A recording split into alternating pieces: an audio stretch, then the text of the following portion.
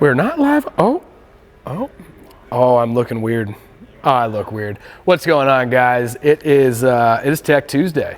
Today, we just got back from the UTV World Championships 2021, and we're going to do a little bit of a race recap, but also we're going to talk about what it takes to be a co-driver. In order to do that, we got to go over to Justin Smith. I already started, Justin. You did? I Really? already started. You told me to send it, so I sent it. I had no idea. Should we start over? No. Here, we'll start over again. No, you know what? I would like to see your second attempt. Let's do that right now. All right, ladies and gentlemen, we just got back from the UTV World Championship 2021, and today we're going to be talking about what it takes to be a co-driver. But in order to do that, we got to go over to Justin Smith. Well, thanks for the second one. That was pretty badass. You actually picked that up so good. Energy in him is amazing. It's like nonstop. Energizer Bunny. You got batteries? No? Do you have batteries? I have a Joey sack. Yeah. A Joey Yeah. Check the information after this video as to what a Joey sack is. I'm not going to explain it to you. So, thanks for tuning in. Appreciate you guys for being here. Steve got me laughing. Today's feed should be really cool. We get a lot of conversation at the races and maybe at the dunes, and a lot of questions as well about what it takes to maybe go to these races, drive races, and navigate the races. And guys ask all the time what it takes to do that. What's involved, why is that important, why don't I just drive myself? Well, navigators in this racing are extremely important. We've got a great crew of guys who have all been in races and won stuff that are going to tell you what to do and how they do it. But before we get to that, instead of doing a full video about our race report on what happened, I'll make it really quick because it wasn't very good. In the Pro Turbo race, we had issues in our first lap. We lost the power steering at 8 miles, which was a bitch in a choppy course. And we lost the front diff about 18 miles in. So we fixed the power steering, put it in two-wheel drive, and then we lost a rear axle and lost the hub on the second lap. So that was pretty much our turbo race. Now, on our rally race, that was a whole lot of fun. We actually finished 4th in that race. We did really well, had a good time, started in the back, kind of had a relaxed pace, just to try and get some miles under Ernie's belt, who was in the Navigator seat for the very first time with pretty much no training, showed up almost that morning and said, what do I do? And he did a great job. So he's gonna be able to tell you what it's like to jump in a Navigator seat without any idea of how to do it. And we've got guys that'll tell you how to do it really well. To finish off our UTV rally race, we came in somewhere around second and first place-ish and ran out of gas about a mile from the finish. We could see the finish line while out of fuel, and we ran and got fuel. It took us 15 minutes, ended up finishing 4th. So we had a ton of fun. Congratulations to everybody that did well in that race, and you guys rock in that class. There's so many different people, so many different cars, and it is the proving ground for guys to step up and get into the other stuff. So continue doing that. That is the life of our industry, I think, moving forward. So with that being said, if you guys have questions about how to navigate, what's involved, then throw them out and we'll try to get to them if we don't cover them. But to start this off, I'm going to grab my brother, Jason, who, do you have your mic, by the way? There it is. All right, it says my brother Jace. He was in the right seat for half of the rally race and all the turbo race up here. There he goes. and he's got some plenty of time navigating the right seat. As a matter of fact, we were pretty much we were a team for everything in Mexico for many years. And then Jeff has come in and he's hopped in for all the Mexico races. And then you've got all the races on this side of the States, right? For Best in Desert Martelli. Correct. I think the things that I get the most when it comes to questions is how does a navigator do it? Well, what is it? It, I think, is assisting the driver to know what's coming before the driver can see it. That way the driver can prepare for it. So for instance, if it's a sharp 90-degree left-hand corner, it's completely blind, you have no idea as you're coming into it that it's a 90 or that it's slow or that it's fast. You're gonna have to check up for the worst possible corner that it could be. You might check up to 30 miles an hour when you can actually hit that thing at 50 if you knew that it was a wider corner with no obstacles or anything else in it. So your job, in my mind, is to give that information as early as possible so the driver can keep speeds up.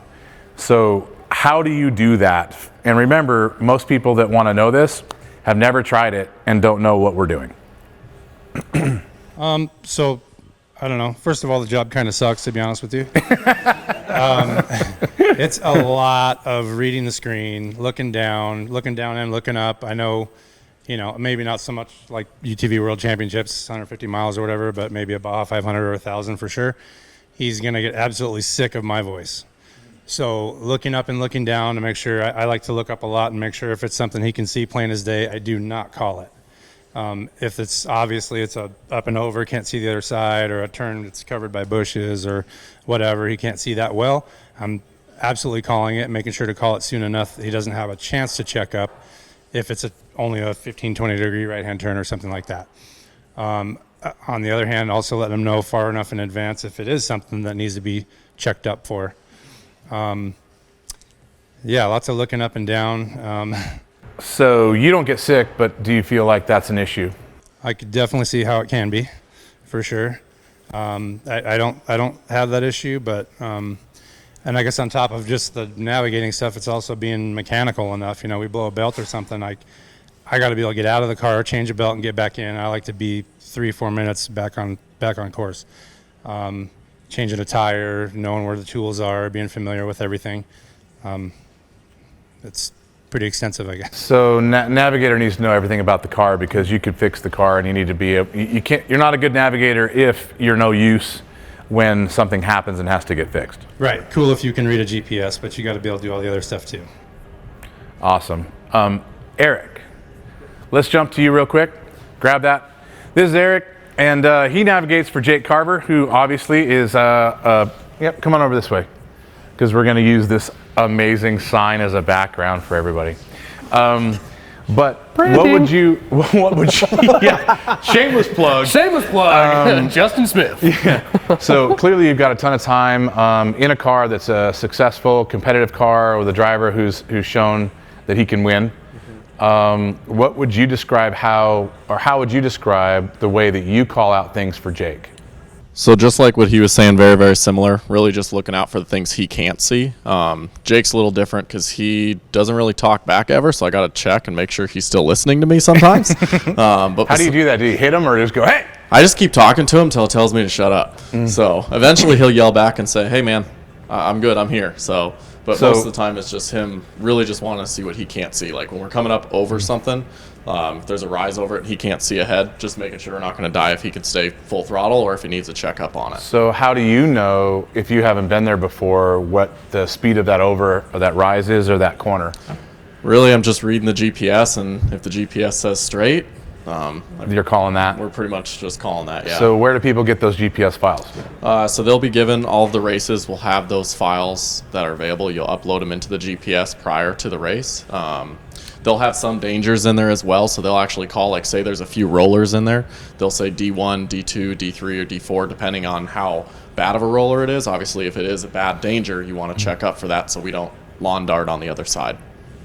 Now in Besson Desert, there really isn't any pre-running, which means you can pre-run the course and mark things on your GPS in advance. But at Championship, this last race, they allowed pre-running and we were able to go mark stuff. So when you get to a chance, do you guys usually pre-run? So Jake and our team, we all of us are working, so we typically don't ever get to pre-run. We just kind of go into it blind with the notes. You have a real job. Do not take off early. Correct. Show up the day before contingency and race. Yeah, so Jake works a lot, I work a lot. We've got another co-driver named Austin. We're all working guys, so we show up the day of the race, put the notes in there, and just kind of hope that we can figure it out along the way. So you're relying a lot on Jake to decide on what that corner is once you're in it, because you've called that it's a 90, but you guys, neither one of you have seen it before. Correct. Luckily, he's been driving for quite a long time, so he's pretty dialed on that. We've only had one oopsies, so. That's it? Just one? Just one oopsies. If you make mistakes on the GPS, then does he call that out and go, hey, that was a right, not a left? And I get my lefts and rights confused all the time. And he'll just laugh at me and be like, hey, man, that was a left. And I was like, yeah, my bad. Sorry. So as he goes off the course completely. Yeah, luckily he doesn't listen that well, so typically he's good. So we're gonna mess with Jake a little bit. What are some of the weird quirks that Jake has in a race when he's driving? Anything you can share? Like I said, he doesn't talk much. He gets a little angry sometimes, so he'll be in the car Like when yelling. passing, or? Just in general, just angry little guy. So he'll be sitting there and he'll be yelling at me, or he'll be yelling at, wants to know the time. So just keeping him calm and happy is a big part of it. You may not be navigating for Jake very long. Not anymore. But awesome, man. Thanks. We're gonna go to the next guys. We'll bring you back here in a second. Hey, Shawn, come on in. All right, we got Shawn Geiser. Everybody knows who Shawn is. And Shawn's been in plenty of classes, vehicles, and racing styles, right? Yep, I have. Okay, both driving and navigating. Driving and navigating, yes. Okay, so how about let's start with some UTVs, since that's basically where we're at. You as a driver, what do you want to see out of a navigator the most that is in the right-hand seat? I say the most important part about being a navigator is knowing the driver, knowing what the driver wants. You know, what I like might be completely different than what Justin likes. And I know Bruce Binquist, who drives the other BDI Geyser car, he likes stuff a lot different than I like it. So it really comes down to, you got to find someone that you jive really good with. I navigated for a little bit when I was younger with my uncles, and I could never do it because I always got really sick. Ernie? And was that it? Yeah, we got a story on that one coming up. But that was in Trophy, right? Mostly? That was in Trophy, yep, yep. I rode with my Uncle Jeff a lot. It's hard, you know, when you're looking at the course and then looking at a GPS and reading engine temps and voltage, and there's a lot always going on. Navigators are, you know, just as important as the driver, if not more. We just, on the driver's side, we just skinny pedal down and hang on. And navigator's important. I would add to that, I think that the navigator's job is harder than the driver's job. Yeah, absolutely. By a long shot. Now, in the right seat, what are you trying to supply that's completely different than the driver wants? Like, is there a difference between the two? I think that a good driver makes an excellent navigator because you're able to call what you would want yourself. Exactly. So driving notes, you know, Justin's might be different than ours, but knowing what is coming up, the next corner, or even the corner after that, if it's tight and we know we got to brake, the way me and Bruce do our notes is we add a 0.5 after whatever the corner is to know that that's a corner that we're going to end up braking in. Whether it's a fast corner or a slower corner, we add a 0.5 that justifies that. So when you say 0.5, if somebody's never played with their GPS very much, then what does that mean? Is it a symbol or text on there? What is that? 0.5 is we would add a 2.5. A 2.5 would be a harder left turn. So if it's a long left turn, we would leave it as an L2. If it's something that we know we might have to add some brake in, we're going to add a 2.5. And like you were saying this last weekend, you know, the guys were all able to go pre-run, which is always good because most of the best in desert races, you can't pre-run. So you're going off of what the series provides you as course notes, and you just kind of call it as you see it on there. But we can get super detailed because I'm a prima donna when it comes to that stuff, and I want to hear everything I possibly can. So more the better for you. More the better for me. Versus guys that don't want to hear anything. Just leave me alone. Yeah, talk my ear off the whole time. I know Bruce. Bruce likes a little bit of both. Tanner does a really good job. I've ridden with Tanner. Tanner's navigated for me a lot too, and but you know, driver's side, I get angry really easily too.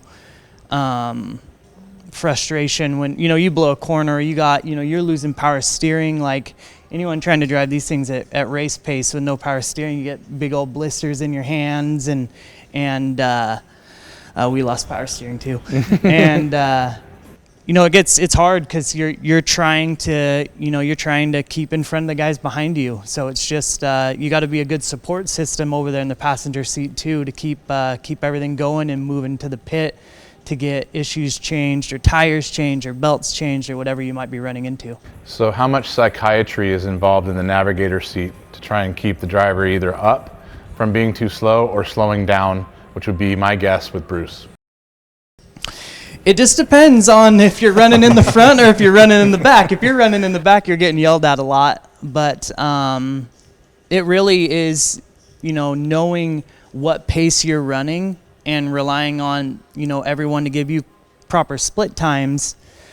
Because in the passenger seat, you're taking what the pits are giving you guys, and you're going, okay, we need to take it up a little bit here or a little bit there, or you know what, this is good, or even back it down some, because we're tearing this stuff up as we're going every time. So especially last weekend. Save the car. Save the car, yeah. Fast, but don't brake. Yep. Go fast, don't hit rocks. Go fast, don't hit rocks. Right. So. Awesome. Shawn, thanks. Ernesto. problem. All right. We got Ernesto from Chapo Racing, who, if you guys follow any of the stats in Score, has won every single race this year. And I'm not sure if that can be said very often. And if the 1,000 goes well, then you will have swept Score this year. So I think you're an excellent person to give advice on navigation, number one, because of that record. Number two, because Baja has pre-running in it, unlike everything else, and you can have time on the course to make notes. Correct. Yeah. So we're the Baja races, the Score Series differentiates a little bit from some of the U.S. races. Is you get to pre-run every race, and what that allows you to do is make notes. So you're not just looking at the GPS and seeing a straight line and telling your driver to go fast over it. You literally could drop symbols that you can relay to the driver. Like you'll have a rise that is you can take it full speed. There's nothing wrong with it. You can hopefully there's nobody stopped on the other end, but you'll be able to come on it and just fly over it because you have markings showing that. Also, you can have markings like stay left, stay right, things like that, to where sometimes there's multiple courses or multiple trails, and sometimes it's not well defined which one you need to take, so that way you can make better notes, so on race day you can be a little bit faster. Additionally, you can mark dangers, things you need to slow down for, speeds you can go around, corners, also crests. Sometimes there'll be a hill and you kind of need to brake right after it, so you can make those proper notes. We generally like to run each of our sections twice, so for like the 1,000, we're going to be down there for pretty much close to 3 weeks. We're going to leave way in advance, go mark everything, and then hopefully be nice and ready for race day. And then to touch a little bit on something you said earlier, a lot of it is you're a psychiatrist to the driver. So I've heard some of your stories with Justin. So.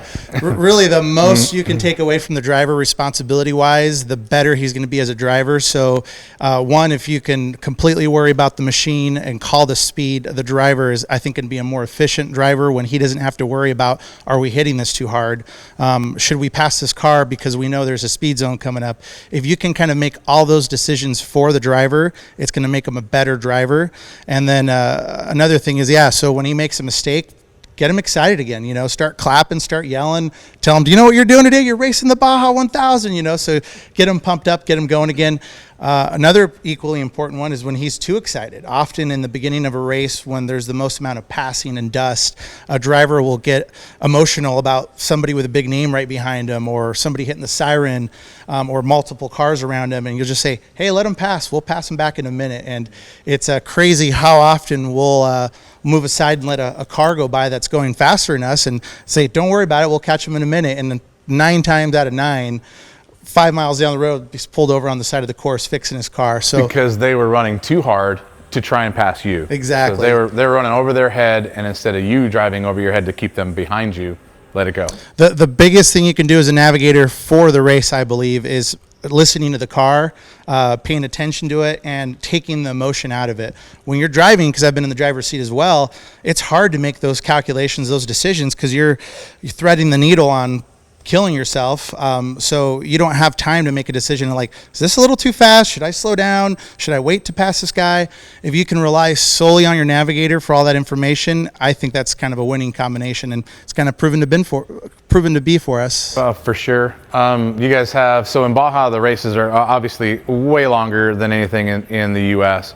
And I was actually talking to Ernie while we were in the rally race that if you look at the total amount of mileage that was in the UTV championship race, for rally it was like $120 and $150 for turbos, that's not even a fuel stop in Baja. You know, that's fill up and you're 160 miles in before you even think about getting fuel. That's longer than this last race was. So you do that 4 or 5 times, you know, it gets old and you start slowing down. The driver might start just driving slower and not know it.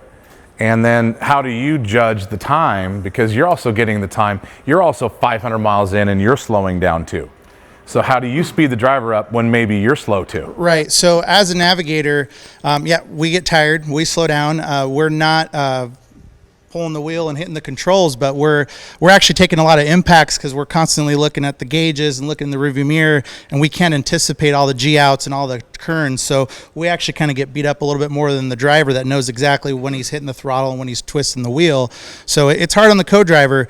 Generally speaking, I will start off a race with a lot of input, giving them a lot of description of each turn, increasing radius, decreasing radius. There's the apex, you know, you're good to hit it afterwards, or come in slow to this one and exit with speed. So we'll give the driver a lot of info, and then as the race progresses, I can't talk at full rate the entire race, so I'll start slowing down my input and I'll just throw out the really important ones.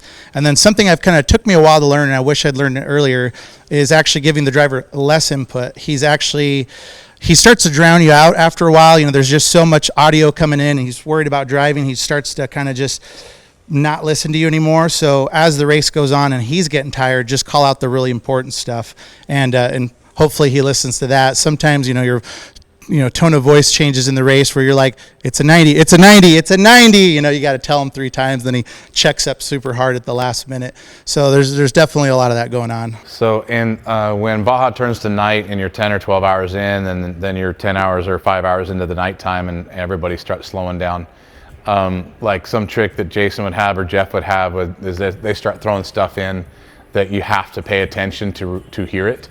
It'll be like 90 left, 90 right, straight over, pink pig with a tutu, something, or, hey, look at the bikini on the left, and it's midnight and there's only cactus. Right.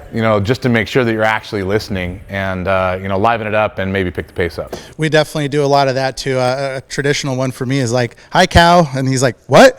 Nothing, don't worry about it. And you just, catch him off guard. Chapo, actually, it's funny. He doesn't talk during a race at all. I mean, if he needs his lens wiped, he just puts his hand up and I got to guess what he wants. If he wants water, he puts his hand up and I got to guess he wants water.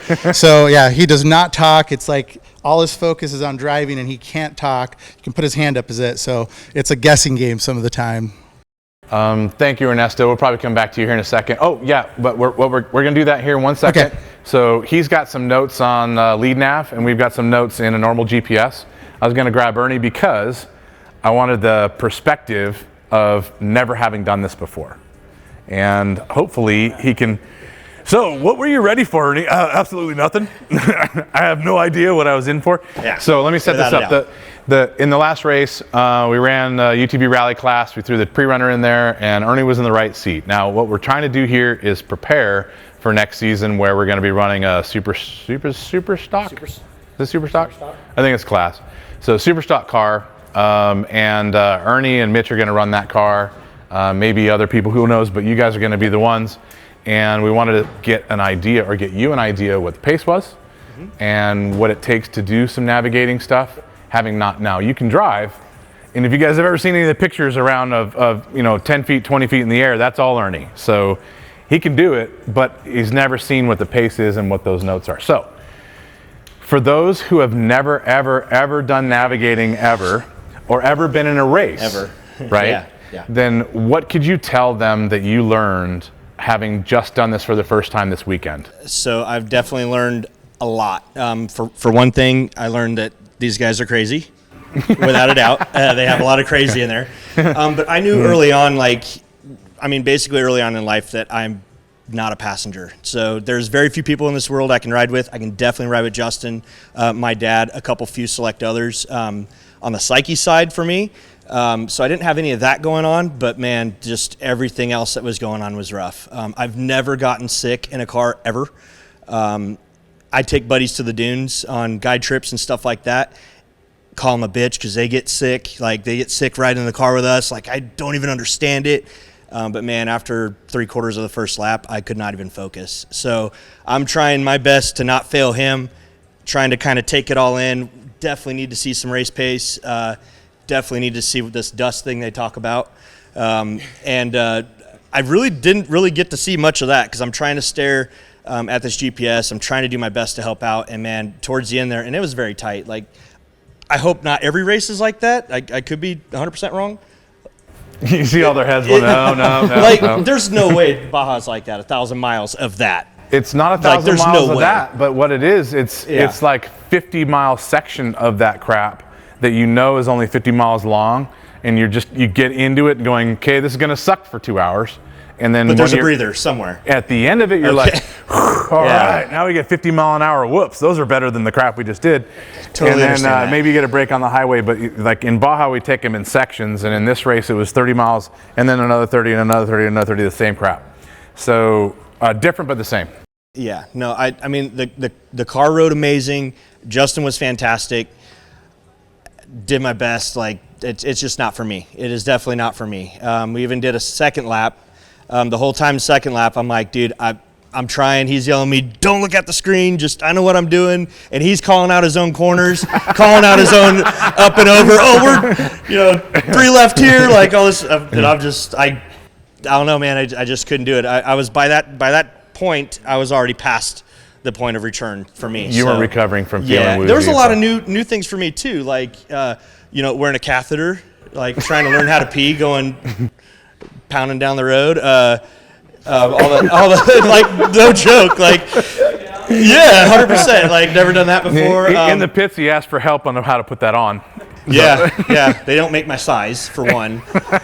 So, but no, there's just a lot of firsts there, and I knew for a fact that I wasn't going to be great at it. But it was an experience thing for me. I definitely appreciate it. It was awesome. Included the race team. The whole scenario was just really, really cool. It was a lot to take in. So, the sickness is real, and I don't know how these guys do it. So what would be the one piece of advice you would tell someone, other than yes, you should try it, is, get ready for what? So I think what would have helped me the most, if that's a good way to say it, would be if rather than Jason's marks on the GPS, I was there to pre-run to do my marks and to understand what these marks are and why I'm marking it this way. But we're hopping, we start a race, and I'm looking at someone else's marks, never been there, never done it, and I'm learning how the mark systems work and stuff like that too, and it was just a lot. It was just a lot to take in. So a little bit of time beforehand. Absolutely. And if you could pre-run, then that would help. If you could pre-run, that would definitely help. Yeah. Awesome.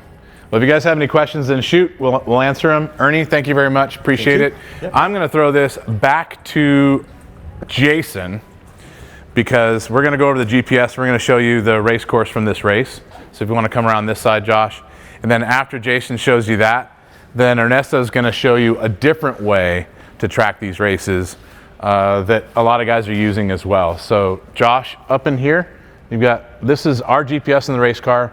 This is from the world's last race. You can see that's all race course, right? Well, that whole race course right there is dotted and littered with a ton of marks and notes that we've made on the course. So if you zoom in, you can see how those will start to blow apart, and we can tell a little bit of a difference between them. Jace, if you can get close enough to where people can see what that actually is that the max? Nope. Let's go in there you go. Cool. So as you're going along the race course, you'll take a look and see that we've got a combination of things. What's the green dots, Jace? Stay left. So if it's a bunch of green dots in a row, it might be you have a choice in a trail, like side by side in a wash, something, or maybe a spot. A Y. Yeah, a spot you could possibly get a pass completed. So if there's a bunch in a row like that, it's a stay left. Now everyone can use their own signal, their own insignia. They might use red for right. Yep. Or whatever. What we have green for left is just what we're doing at the moment. You probably have to be way closer. That was working for this race. Yeah, we actually started out with fish, if you remember that. They wouldn't blow up big enough to see the difference between them, so we actually switched to red and green balls. Yeah. So, some of the other area, I know you don't get any terrain, just looking at the GPS. But is that a mark? Yeah, that's a mark. So a hazard. We marked all the rocks. We marked stuff that, as if you're racing in pure dust, can't see anything. So worst case scenario. So if it's not Dusty running through there and I don't have to call it, in an effort to keep him from getting sick of my voice, I won't call it. But if it's something important or going too fast or not fast enough, I'll call other things. So what are those 2 dots on the bottom? This has been up and over, so this is kind of getting into mountain, kind of up and down canyon terrain. You might not be able to see the other side of it. I think this particular one was popping up out of a wash over a hill that you couldn't tell which way to go over the top of it. So we had our 2 dots like that, and it was for 2 left. So he was staying hard left. I'd call that out, 2 left, like a 1 left, so, and then a hazard, or a mark, sorry. So just rolling through that stuff. We pre-ran it a lot, so Justin had it memorized quite well. But things change during the race or in dust or stuck behind someone trying to pass. Things get a little heated. So Awesome, thanks for showing that.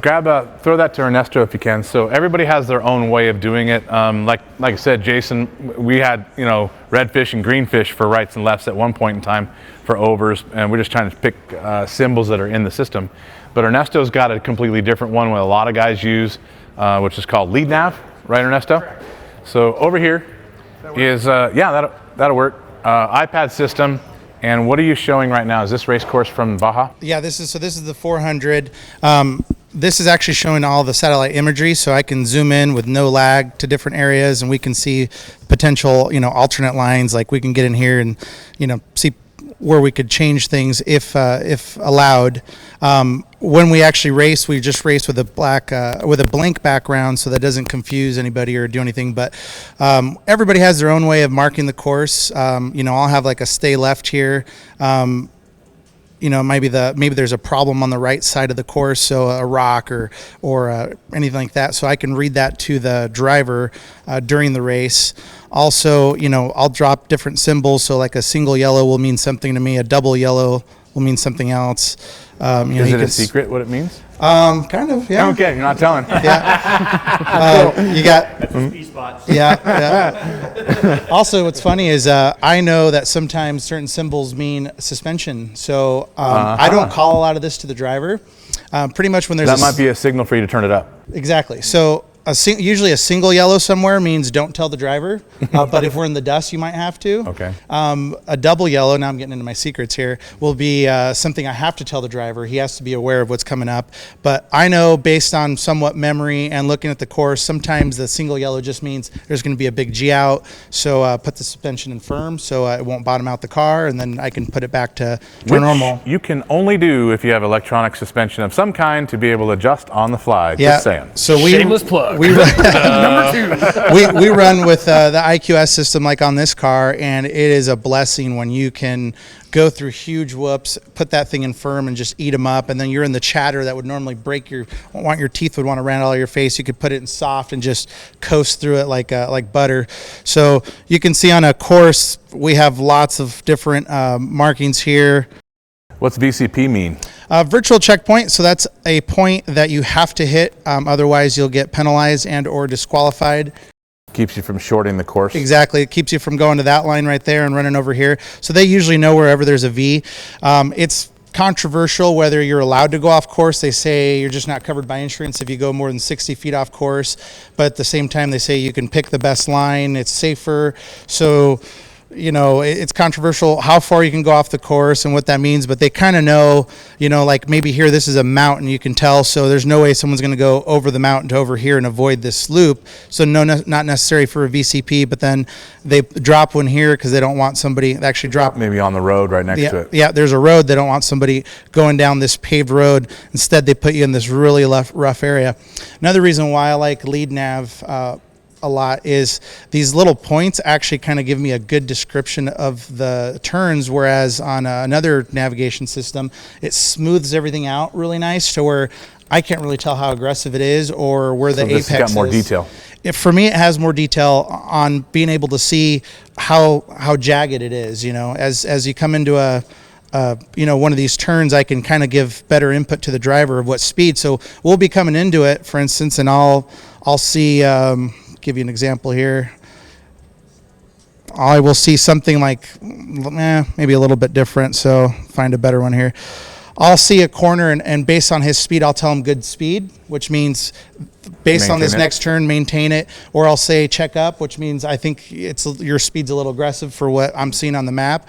Or I'll tell him to speed up, and I think that makes this faster overall. Do you have to touch the screen during the race? How do you do that in the whoops? I don't touch the screen during the race. So if I put it in run mode and then I swipe this over, it locks it. So right now it locked it to my position, which we're not in Baja, so there's no course. So it just follows it.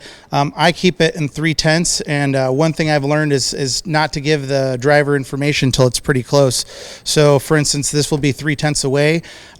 If there's a turn in 3/10, I'll actually tell them all clear for 3, which I didn't tell them there's a turn. I just tell them it's all clear for 3, and then as we get to, depending on our speed, either 1/10 or half, then I'll tell him 90 right and 1, and then he'll check up at the last moment. Instead of, if I tell him there's a 90 right and 3, he's going to be thinking about there's a 90 right, where is it, how far is 3? Slowing down too soon. Exactly. So one thing I've learned is to call him late, call him as late as possible, and just tell him when it's clear for 3/10 of a mile. Less information. Less information for sure. You need more information, but you need to give less information. Correct.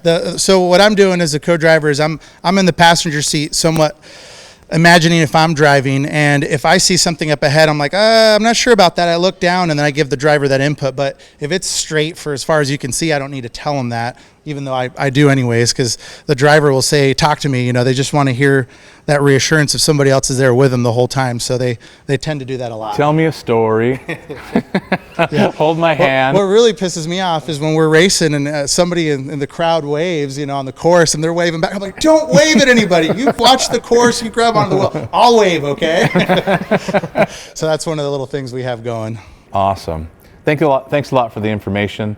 Is there anything else that you think that that you don't want to keep a secret, but would be really helpful to somebody that's actually trying to start out? Yeah. So actually, when you were talking about starting out, I think one of the biggest pieces of information someone gave me when I was already a year plus into it, and I'd wish I'd known from day one, is to relax. Being in the passenger seat, you're tense, or at least I was, and I'm pushing up against, holding myself against the seat. I'm just trying to grab onto stuff the whole time. I was grabbing the dash, grabbing everything I could to try to have some sense of false control. And when someone said, I'd be beat up after a race, I would be so sore. I mean, I'd feel like I ran a marathon. Someone just told me, dude, the seatbelt will hold you. Relax, you were gonna go nowhere.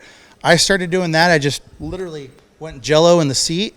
I get to the end of the race course and I could go do it again. I mean, as far as physical, I am not beat up. So biggest thing is just relax, trust the driver. Even if you roll, the seatbelts are going to hold you. You don't have to hold yourself. Excellent advice. Yeah. Awesome. Thank you very much again. Yeah. And Mitch, do you have anything from anyone that has a question they'd like to be answered? There's just a lot of people joining in, and I think everybody's listening. There was one question about, let me find it real quick, sorry.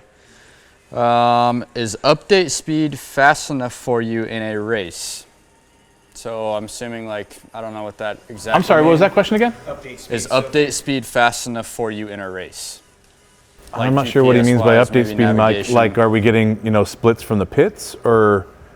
Is the update speed GPS as in the up? GPS. Is it quick enough? Okay, I can only speak from the Lawrence, and it's plenty fast, and that's one of the reasons why we stayed with it, because originally we felt like the lead nav was slower. But you're on lead nav for the most part, and you feel like it's plenty fast now. Have things changed? What's the deal there? Yeah, so you either have to get an iPad that has cellular capabilities. You don't have to use the cellular portion, but that means it has built-in GPS, or you can get a puck, or you can do both, have one with a puck. We run actually 2 iPads just for redundancy in the car, plus it gives me kind of an expanded view and a close-up view, and we have them running off a puck that gives you, I don't know, probably 50 times a second update, whereas the iPad gives you 10 times a second. So it gives you a lot faster update on your position. And then if for some reason the puck falls off or fails or the battery dies, then it'll just resort back to the OEM original GPS in the iPad. But it's plenty quick. It's never been an issue. Having an old iPad has been an issue where it just, stops for a little while and then all of a sudden it gives you an update and you're a quarter mile down the road. So that's been an issue, but as long as you keep a newer iPad that doesn't have a bunch of games on it and stuff, they're fine, they're great. Do you ever play like Tetris or Angry Birds in the race? No, I have watched a movie though, and I do like to text people. I do like to text people and do FaceTime during the race, and but you guys have text communication too, so you're using that as well. we do. Ideally, was probably having what like you have, satellite communication audio. We use something that's a little bit more affordable. You can throw one in each chase truck and have one in your race car, and it doesn't break the bank. It's texting via GPS communication. So I get updates every 10 to 15 minutes on our position. I actually can read them on my watch, and then I can text back if I need information. There's quick responses. So like need tire at next available spot, or need help, or something's wrong with the car, be prepared. So I can click any one of those, and I have a sheet in the car that shows me any. In Mexico, there's no pits, right? There's no designated area where you have to go pit. You can pit wherever you want as long as you're slightly off course. So I have a cheat sheet that tells me every possible place that they can get to us and every place that a truck is going to be. So for instance, if we had a flat in the vehicle, I got out and changed it, jumped back in, I know that in 27 miles is the next opportunity. I'll text them to be ready to throw us another spare in 27 miles. And I know we have to drive a little more conservative for the next 27 miles because we don't have a backup. How do you text when you're in the whoops, as far as this is concerned? I just do it. Funny story. So I'm attached to my phone, like it's in my hand 24 hours a day. Can you do it in your pocket down here? No. This last race, for the first time, I lost my phone during the race. I was texting with it, had it in my hand, and all of a sudden we hit a strong G out, and then it was just out of my hand.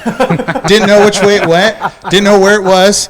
So then I asked the driver, it was Mike at the time, I'm like, Mike, did you see my phone? He goes, I think it hit my shoulder. I was like, your shoulder? I was like, crap. It's like, did it go out the window? So I get on my watch and I start looking for a pinging it. Find my phone on your watch? The pinging it, you can ping it. So I knew it was within range because it was still pinging, right? So I stick my hand down in between the seats, and about 5 minutes later, I feel the phone slide.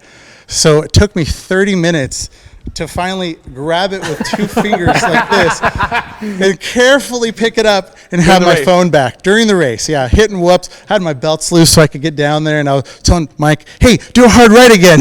And my phone needs to slide back. Yeah, because it wasn't just losing my phone, it was losing communication because the radios only reach so far. This reaches everywhere. So that was an interesting one for me. That's now probably better than Skyler checking their race position at Vegas to Reno on live in the middle of the race. Love it. Yeah. Love it. I have several times. In fact, I've done it with you. I've done a FaceTime as coming into the finish line or something with some of our sponsors, and people have helped us get there. So I'm on my phone a lot. People joke about it. That's pretty badass. So if you're going to be a navigator, make sure you carry your iPhone, not a Samsung. You're correct. And those will blow up. Yeah, he's clearly tried it. And be prepared to get sick. Be prepared to do more work than any of the drivers. Be prepared to be a psychologist, psychiatrist. Which one subscribes drugs? I forget. But so in Mexico, you could be both. Right. And be very, very good at your job with notes. So it's a very hard thing to do. As I said when we started, I think it's harder than driving no matter what. Steve, have you got any questions before we're out of here? Nope, just a bunch of shout outs. We've got a Brandon Sims fan. He said, let's go, Brandon. Oh, and then we have Michelle Sariba Laroya said, go Chapo Racing. Awesome. Sweet. Well, you got fans all over the place. Yep. So if you guys don't have anything else to offer, and if you guys don't have any other questions, then we'll sign out of here on our Navigator edition. Hopefully you guys learned something. I know I did, and we've been doing this for a long time. So hopefully you guys can use that. And hopefully you didn't give away too much and give away your advantage. I doubt it. I think the 1,000 is going to go well for you guys. Hopefully you guys win. Thank you very much for tuning in. You guys have a good one. Steve, take us out of here, sir. All right, guys. If you're looking to buy anything from us, please visit our website, www.shocktherapyusa.com. Or if you have any questions, please call in at 623-217-4959.